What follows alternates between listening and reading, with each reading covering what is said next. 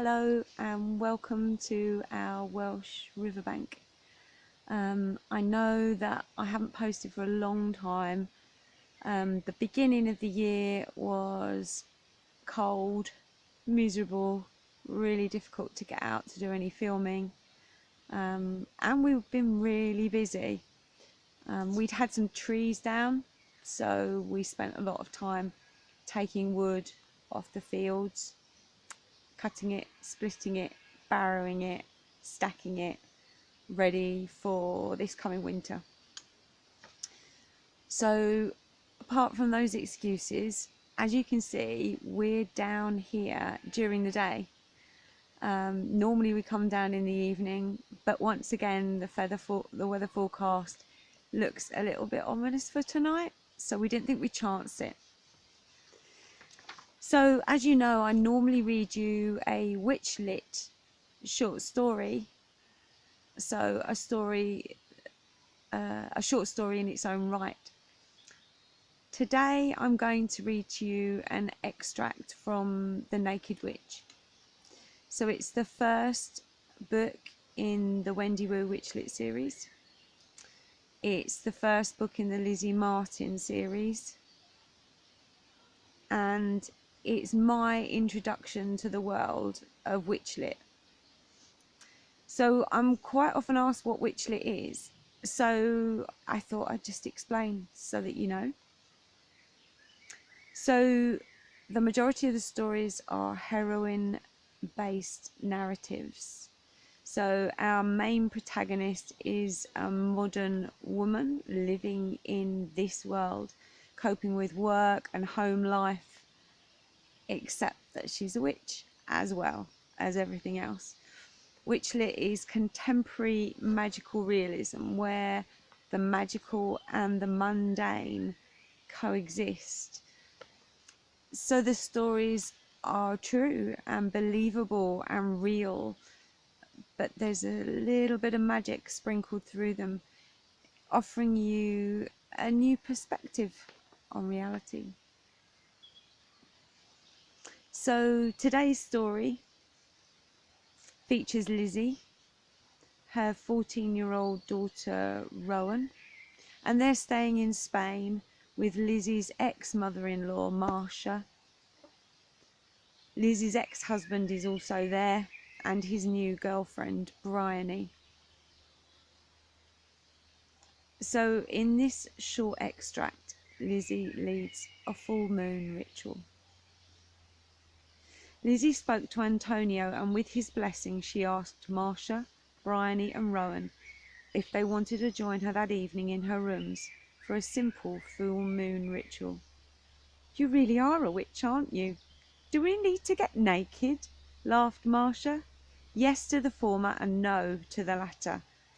I planned to call down Arianrhod, the goddess of the moon, on my own, but I changed my mind. Your news.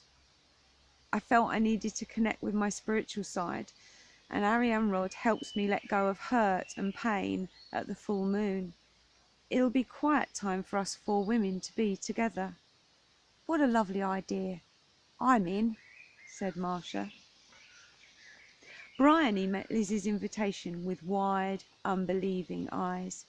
"You're a witch," she whispered, checking over her shoulder for any eavesdroppers.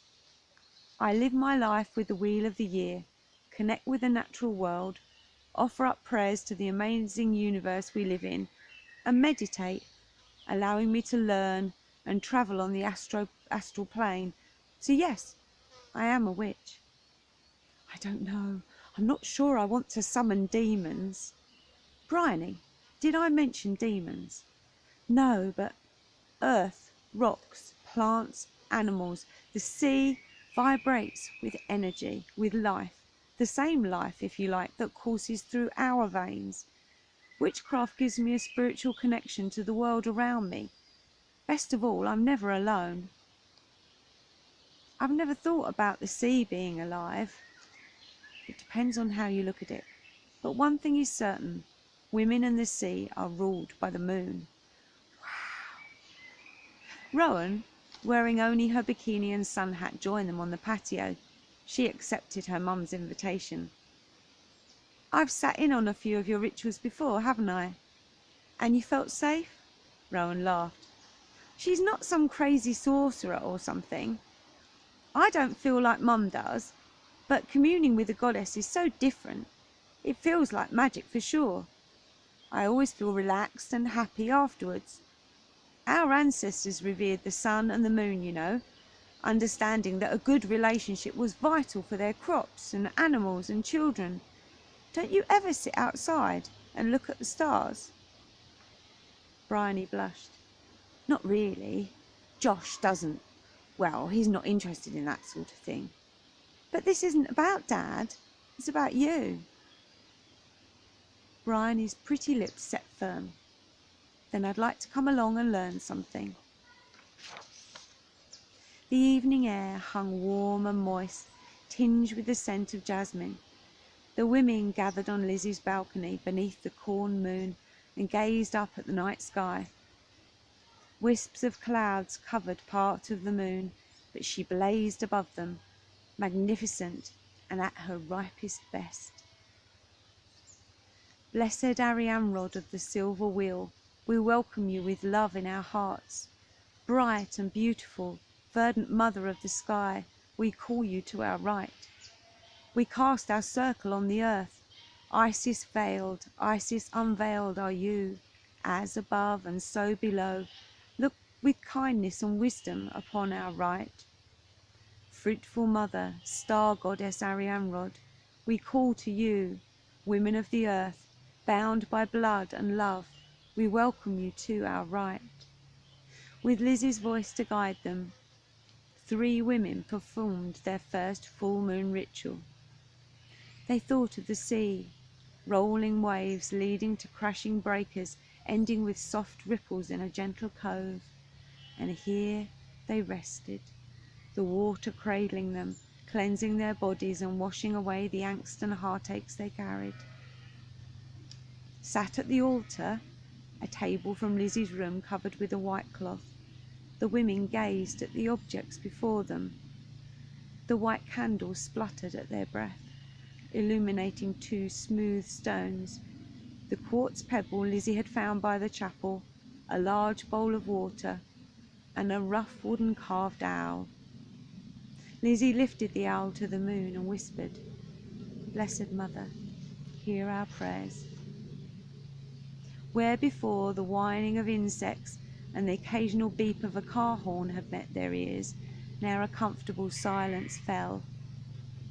Without permission, the women smiled at each other and set upon their task of committing their burdens to paper. Titian flames consumed each one. "I'm letting go," they whispered. Tears fell on hot cheeks. They wept and hugged until finally, with the bowl in Marcia's lap, they immersed their hands together. Lizzie clasped the quartz pebble.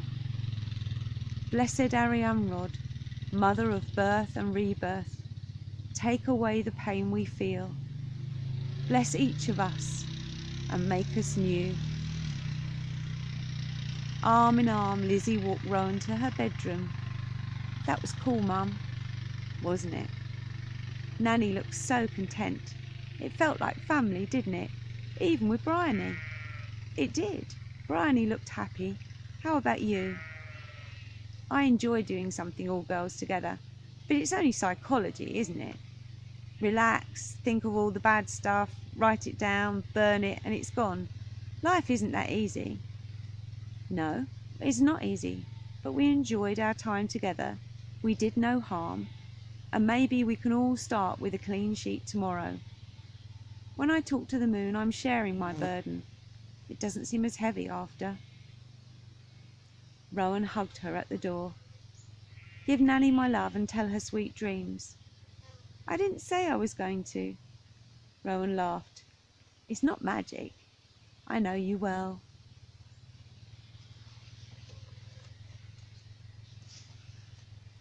Thank you for listening, and I hope you come back and visit again soon for another extract. I'm going to be reading from The Orphan Witch next time, And just so you know, the third book, The Flower Pot Witch, is available on pre-order now, and publication day is the 21st of June, the height of the summer.